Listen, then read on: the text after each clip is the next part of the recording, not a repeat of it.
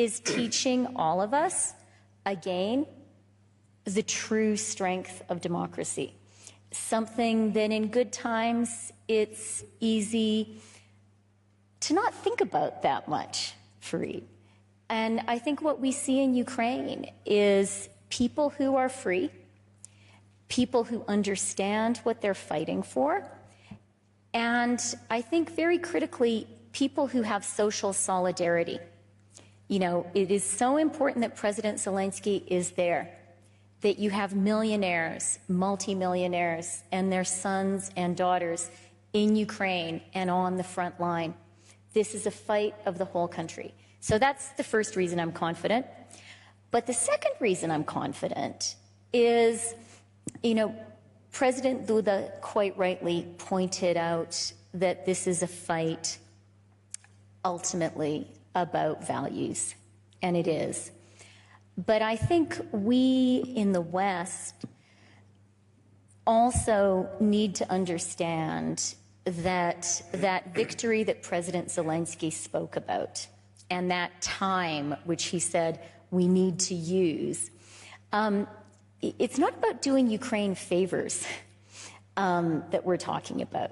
Supplying Ukraine with weapons, and as President Zelensky very crucially pointed out, supplying Ukraine with the money it needs to win the war is ultimately in our own self-interest. So I'm a finance minister, and if you were to say to me, what is the one thing that G7 finance ministers, G7 governments this year could do that's actually in our power, right? We don't control COVID. We don't control global supply chains. We don't control whether there will be immaculate disinflation or not. One thing where we have some real practical levers is we can help Ukraine win clearly, definitively. And if we do that, if that happens this year, you know it as well as I do, Fareed, that would be a huge boost to the global economy. So I do think Ukraine is going to win. I think Ukraine is going to win because the Ukrainians have shown total commitment and determination, and they've shown they're smart. I think we're going to win because our people, like I think, which is so often the case in democracy, people are smarter than their leaders. Certainly speaking for Canada, Canadians got this on day one. They understand that we need to stand up for democracy and democratic values, but they also understand our economies, our security, the fact that nuclear deterrence actually works. All of these critical things are really being decided on the battlefields of Ukraine right now. So I am, of course, worried. We would be stupid not to be, but I am ultimately profoundly confident. Mr. Secretary General, you heard the President of Ukraine say he would like to be a member of NATO. Will you let him in? NATO's position remains unchanged, and that is that Ukraine will become a member of NATO. Then, of course, the main focus now is to support Ukraine, to ensure that Ukraine wins the war and prevails as a sovereign, independent, democratic nation in Europe.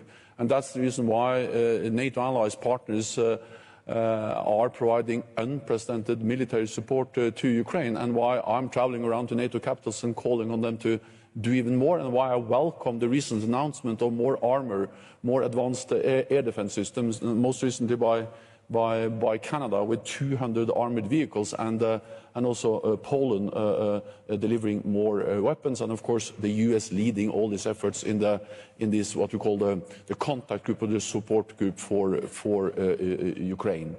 And as Chrystia just said, it is extremely important that President Putin doesn't win this war.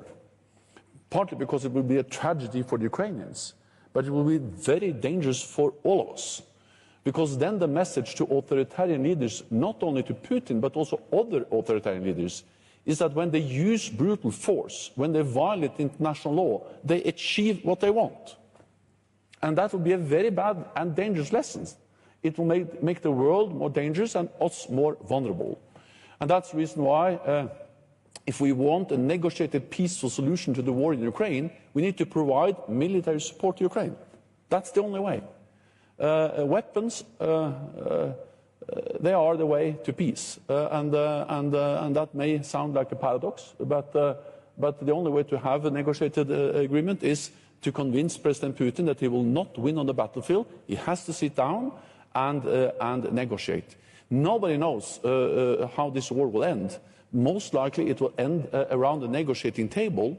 What we do know is that what happens around that negotiating table is totally dependent on the strength of the battlefield. And if we want Ukraine to prevail, then they need the military strength. Then let me add one more thing, and that is that we are all encouraged, inspired, we admire the Ukrainian people, the Ukrainian political leadership, the Ukrainian armed forces. At the same time, I think it's very dangerous to underestimate Russia. They have mobilized 200,000 more troops. President Putin has demonstrated a will to just sacrifice thousands and thousands of young Russian soldiers.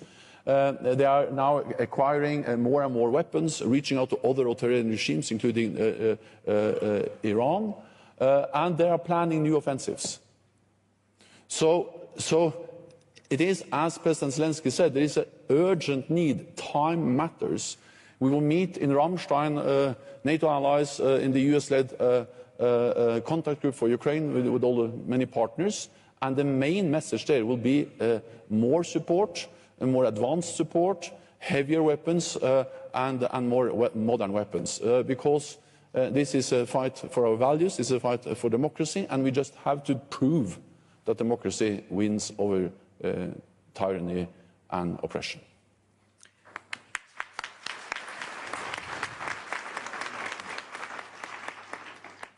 Avril, you are President Biden's senior-most representative here at Davos. What would be your message in the context of what President Duda and the Deputy Prime Minister of Canada and the Secretary General of NATO said? What would your message be to Ukrainians about what America will do to help the Ukrainians? About what? What the United States can and will do to help Ukraine?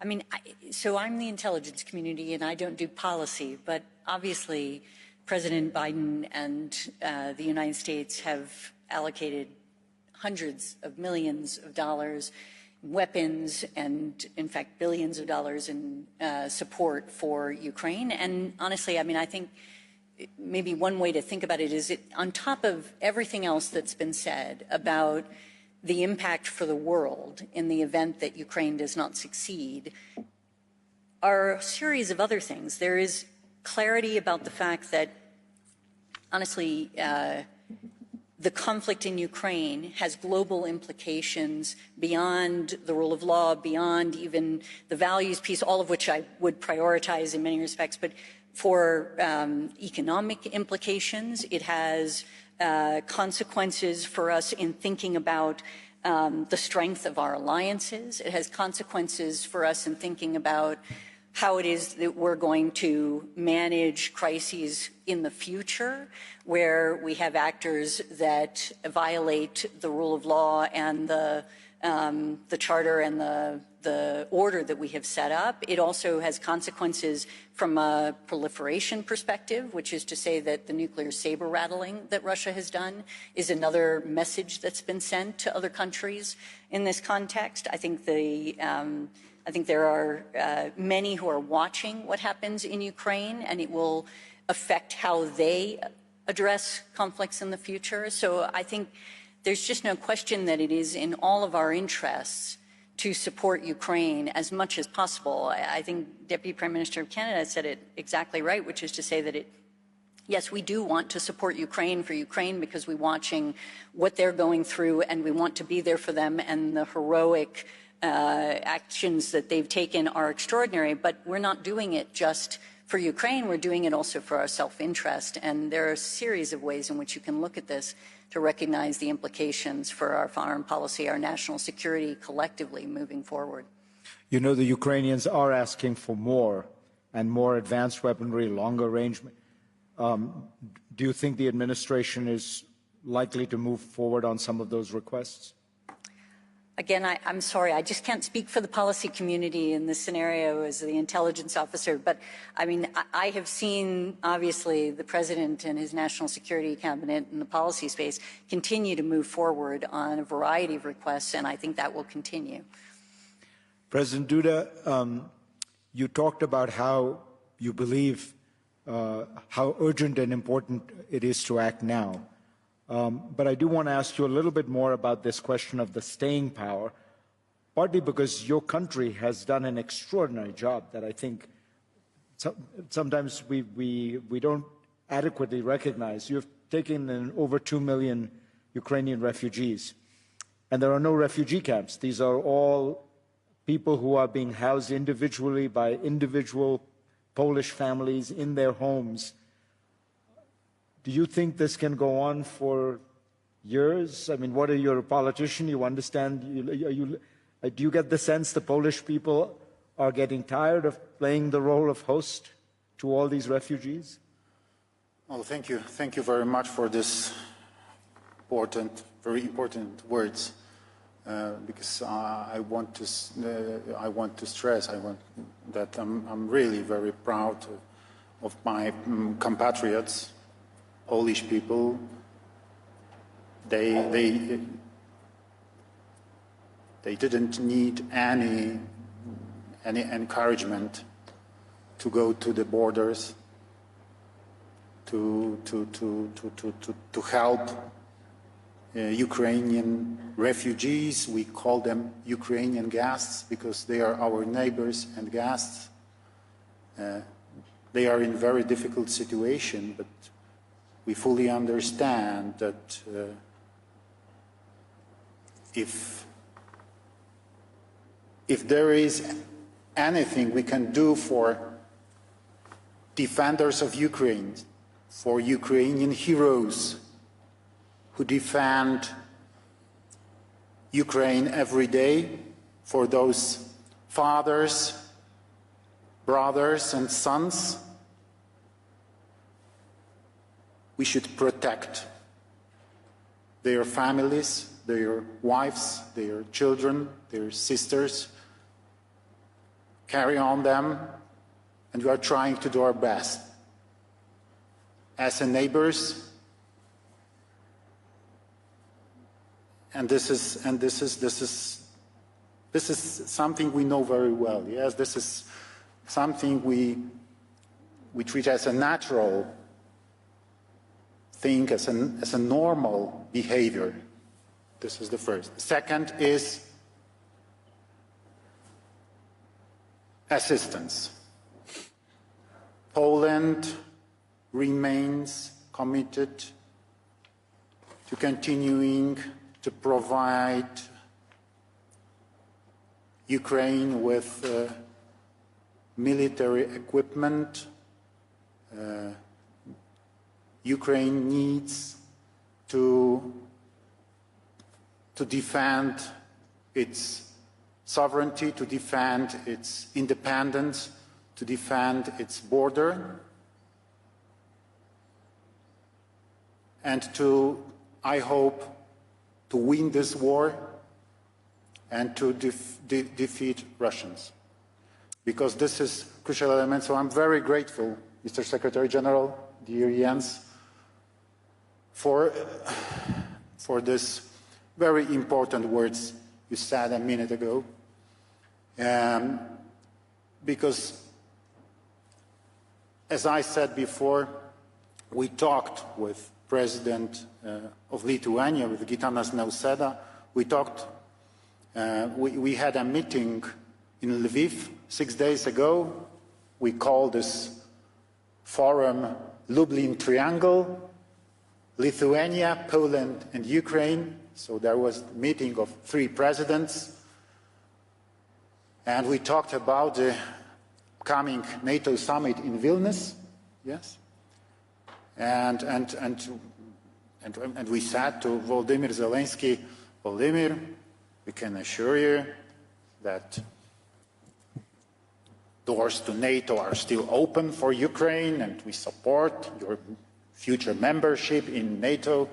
Volodymyr said, okay, guys, thank you very much. I'm really grateful, but listen, frankly, I don't want to hear the same story once again, okay? I need guarantees.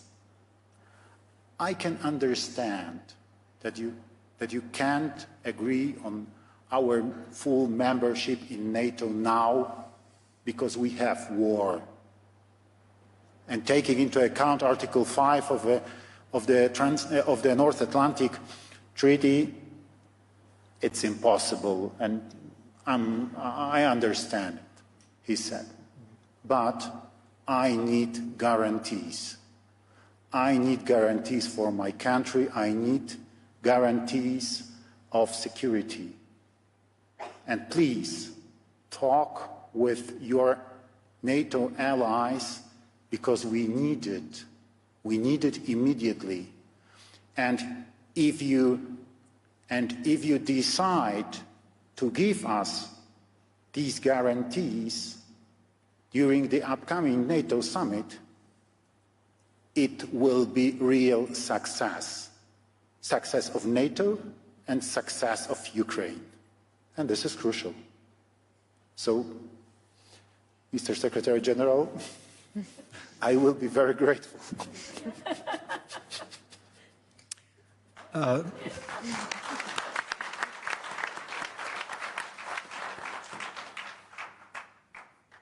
Yulia, can I ask you to give us a sense of I mean, you must have given some thought to what will it cost to rebuild Ukraine? Looking at the devastation, we look at the photographs and the video, and it's like something out of World War II, because I really don't think we have seen the targeted destruction of cities in quite this way. People sometimes refer to the Russian bombing as indiscriminate bombing. I don't think it's indiscriminate. It is discriminate, is targeted precisely at civilians, at civilian infrastructure. It is designed to destroy civilian life. When you think about this problem, because you are likely to inherit it, how help us understand the scale of what you're thinking about? Okay, I will. So I want to tell that Ukraine fight on two fronts. One is a military one, another one is economic front. And if we speak about numbers and figures, so if you look at the World Bank estimation, on September, the number was $350 billion US, but now we estimate that it might be up to 1 trillion. As you know, every day our energy grid under the massive missile strike.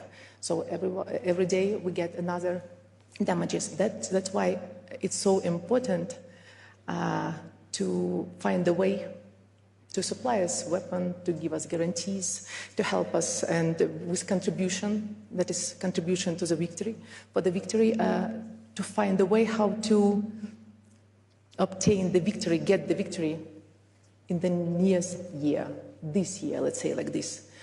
As I think no one doubt that Ukraine will win this war. I think no one doubt. The question is that the question that was raised by the president.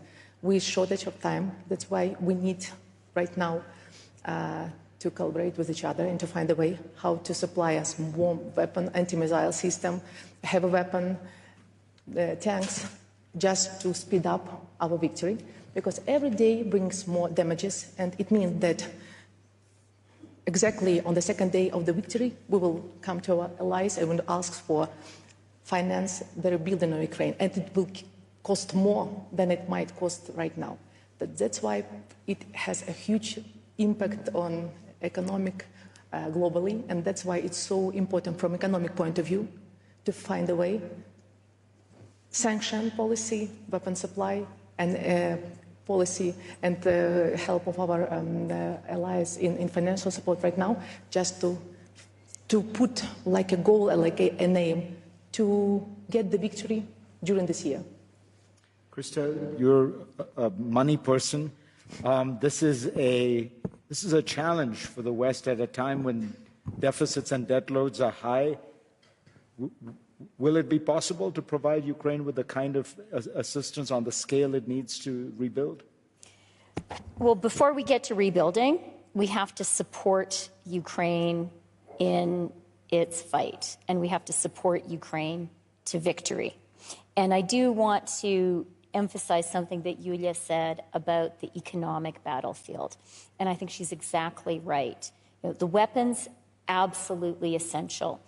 But one of the remarkable things happening in Ukraine right now is it is a functional state. As Yulia said, trains running on time 96% of the time.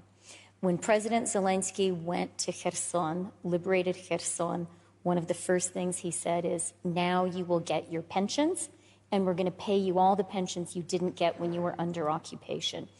I think we cannot underestimate how important Ukraine's continued existence as a functional state is to the winning of the war. So we need to get the money now. And it's remarkable, Yulia, bravo, that you guys have been doing it. And we need to continue to support that effort. We heard, I think, from Yulia thanking the international financial institutions, but we need to keep going. Ukraine needs an IMF program. We should make meaningful progress there in the first quarter. And the countries here need to continue to provide support. You spoke, Fareed, and you're absolutely right about being sure that there's public buy-in. So I'll tell you one thing that we did in November, which is Canada issued Ukraine sovereignty bonds. These are guaranteed by Canada's AAA credit rating. They're a Government of Canada bond, but all of the money was earmarked to go directly to Ukraine. We issued $500 million worth of sovereignty bonds, and they were sold out in less than 2 weeks. The Central Bank of Poland bought some of those bonds, so thank you very much, Pane Presidente. And, you know, I think we as democratic Western leaders need to also be, you know, President Zelensky is doing a great job of making sure that our people understand the importance of this fight. I think we also need to be doing that job, and we need to be sure that we are talking, you know, in my case with Canadians, about why this matters. And I actually find they tell me why it matters, but I need to give them opportunities to be part of this fight. And I want to quickly pick up on one thing that Avril said that could kind of get missed, I think, in the flow of all the things we've been talking about, which is the nuclear deterrence point. And I think this is one element, you know, when we talk about the benefits that we get from a Ukrainian victory, one of them that I think we have to really be mindful of is what a Ukrainian victory would mean and what a Ukrainian defeat would mean for nuclear weapons and nuclear proliferation in the world. Because I think if Ukraine were to be defeated, then what that tells you is no matter how much you want your sovereignty, no matter how united you are as a country, no matter how prepared you are to fight, if you are fighting a bigger country that has nuclear weapons, you're going to lose. And think about the message that sends to smaller countries around the world. I think an extremely dangerous one. And so from my perspective, that is yet another reason that in supporting Ukraine, we are supporting our own economic well-being and also our own security. Avril, let me pick up on that, but on something more specific. I think we all know that the elephant in the room with regard to the consequences of a Russian victory are the fear that it would signal to China that it was permissible, acceptable, or it would come at low cost for them to invade Taiwan. Take us through your intelligence judgment of what the effect of a Russian victory would be on China.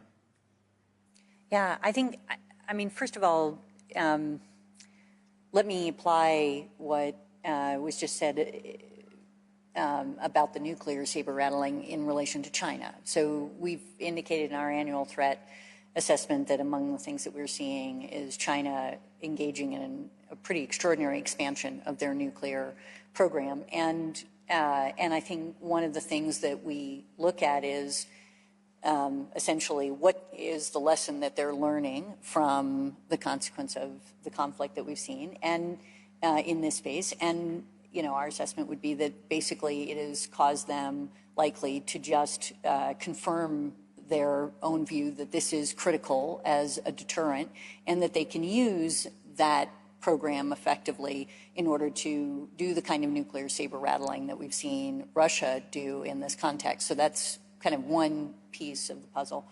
Another, to your point, is that I think, first of all, we haven't seen ultimately the final chapter in effect on this, and so we can't really give you, here are all of the lessons that China has learned as a consequence of the conflict. But I think there are a couple of things that are worth highlighting. One is that I think it is likely that we exceeded their expectations in terms of our capacity to join together, as an alliance of states across the world to actually counter Russia in this space. So that would be one, and particularly on the sanctions piece. And I think one of the challenges is that sanctions in the context of Russia versus China have some interesting differences, right? So if you were to enact a significant amount of sanctions vis-a-vis China, you're likely to have greater impact on China because of its integration with the world economy. At the same time, it will also create more sacrifice, essentially, in those who are enacting those sanctions. So that's one piece of it.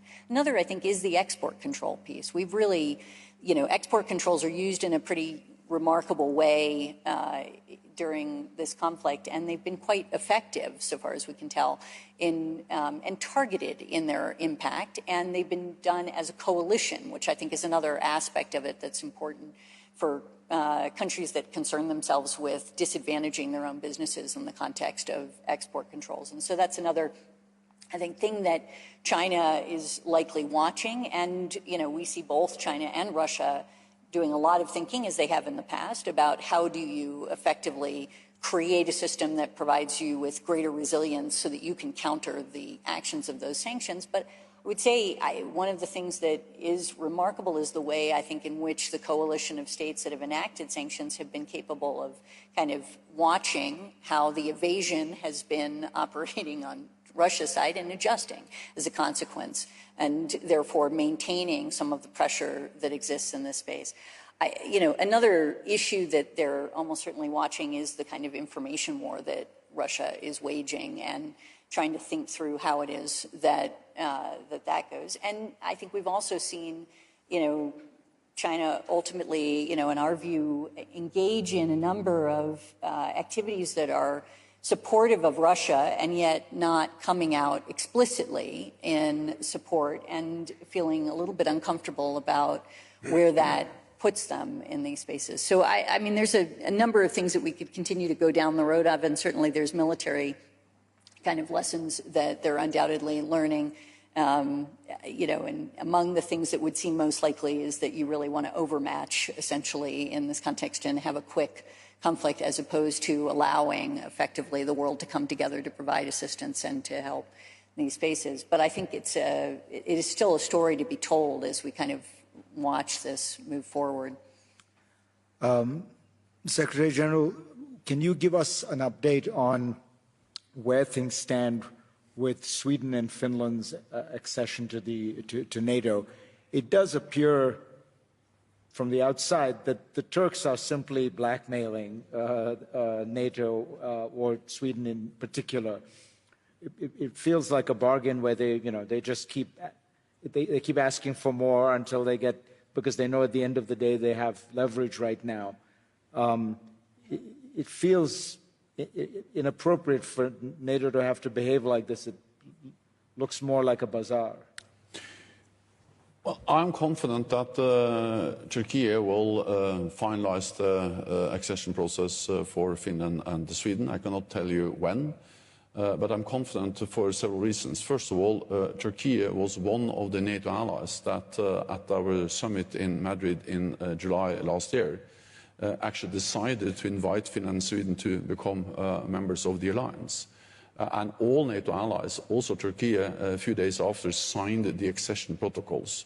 And so far, 28 out of NATO's 30 allies have already ratified.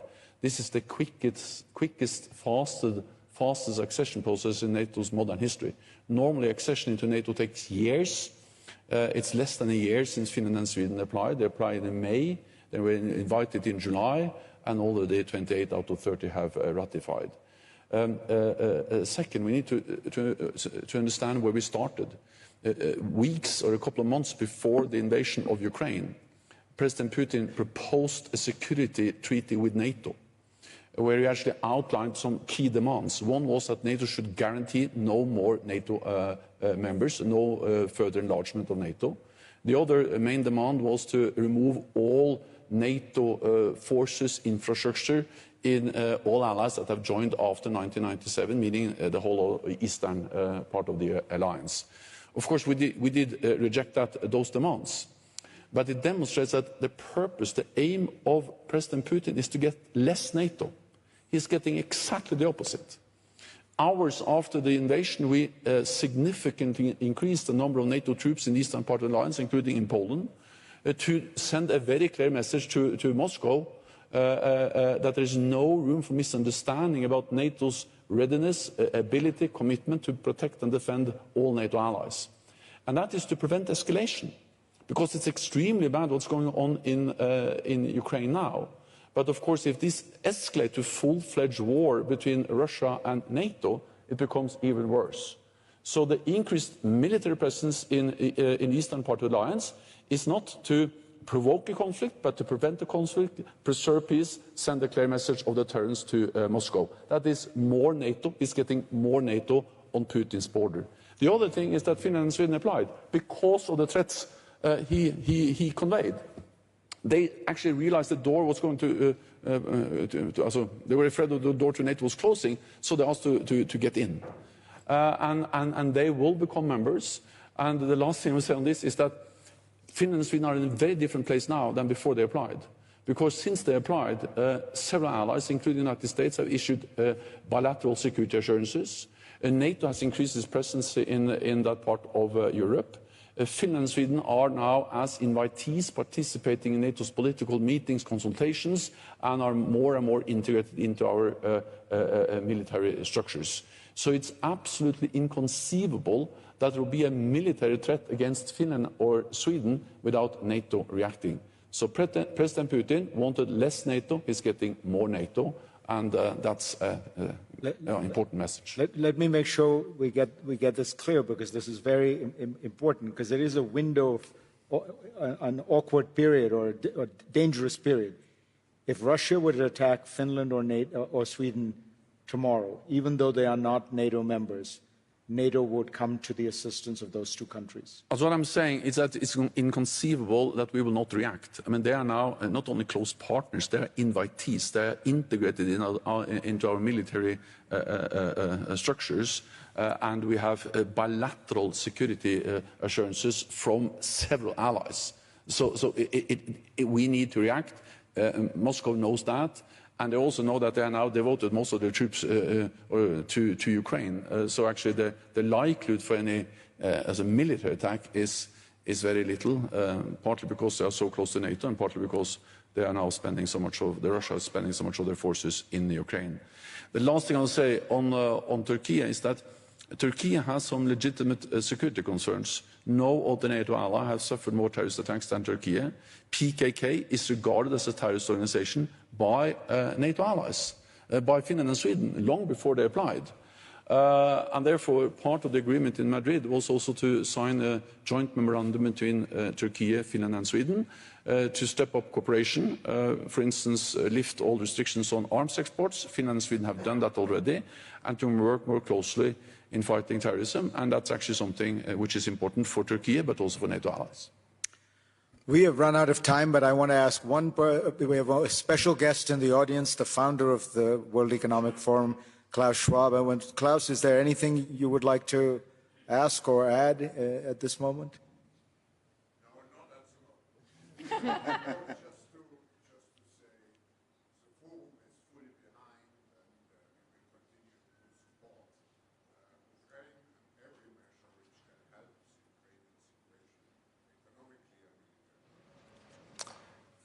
And we have seen that support. Klaus Schwab, thank you so much. To this extraordinary panel, my thanks. And of course, to President Zelensky, please tell him that we really appreciated it.